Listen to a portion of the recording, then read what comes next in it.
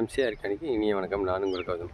நம்ம இப்போ மல்லிகைப்பூ தோட்டத்தில் இருக்கிறோம். இந்த மல்லிகைப்பூ தோட்டம் பார்த்திங்கன்னா இப்போ இதெல்லாம் கட் பண்ணியாச்சு. ஃபஸ்ட்டு 7 லைன் கட் பண்ணி இப்போ மொட்டு ரெடியாக வந்துருச்சு. இன்னொரு ஒரு வாரத்தில் பூக்களுக்கு வந்துடும்.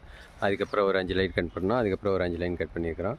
இப்போ இன்றைக்கி ஒரு 5 லைன். இதெல்லாம் வந்துட்டு ஒரு 7 நாள் 5 நாள் கேப்பில் நம்ம கட் பண்ணிக்கிறோம். ஏன் அப்படின்னா நம்ம ஒரு டைம் கட் பண்ணிட்டோம்னா இந்த தோட்டம் முழுக்க பூ எடுக்கிறதுக்கு பார்த்திங்கன்னா குறைஞ்சது ஒரு 10 ஆள்கள் தேவைப்படும். அப்போ தான் நம்ம இதை பூவை எடுத்து முடிக்க முடியும். ஸோ அதனால ஆள் கிடைக்கல. ரெண்டாவது நம்ம அந்தளவுக்கு பூக்களை எடுக்கவும் முடியாது நேரத்தில்.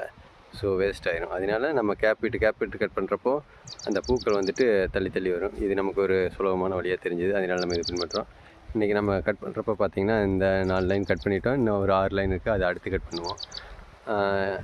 இதில் பார்த்திங்கன்னா இங்கே பார்த்திங்கன்னா போன டைம் கட் பண்ணுறப்போ நம்ம தோட்டத்தில் குருவி வந்து முட்டை வச்சு குஞ்சு பொரித்து பறந்ததை வந்து நம்ம வீடியோ போட்டிருப்போம். இப்போ பார்த்திங்கனாலும் முட்டை வச்சுருக்கு பாருங்கள்.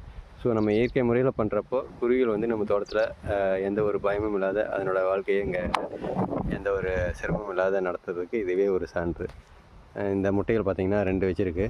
ஸோ நம்ம இப்போ கட் பண்ணப்போ தான் நம்ம இதை பார்த்தோம். அதனால் இந்த செடி கொஞ்சம் மேலால் விட்டுட்டோம், கட் பண்ணல. அடுத்து இது எப்படி குஞ்சு பொரித்து கூப்பிட்டு போகுதுன்னு பார்க்கலாம். அதை உட்காந்துருக்கு பாருங்கள் குருவிகள். தாய்க்குருவி 2 அங்கே உட்காந்துருக்கு. ஏன்னா முட்டைகள் ஏதாச்சும் சேதாரம் ஆயிரும் அப்படின்ட்டு ஒரு பயத்தில் தான் அது இருக்குது. ஸோ நம்ம கவனிக்காத மேற்செடிகளை கட் பண்ணுறப்ப தான் நம்ம பார்த்தோம்.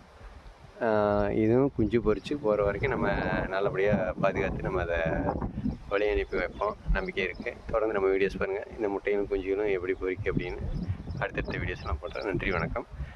இயற்கை முறையில் விவசாயம் பண்ணுங்கள். அந்த சூழலுக்கு தகுந்த மாதிரி அனைத்து பறவைகளும் விலங்குகளும் உங்கள் தோட்டத்துக்குள்ளே வந்து சேரும். நன்றி, வணக்கம்.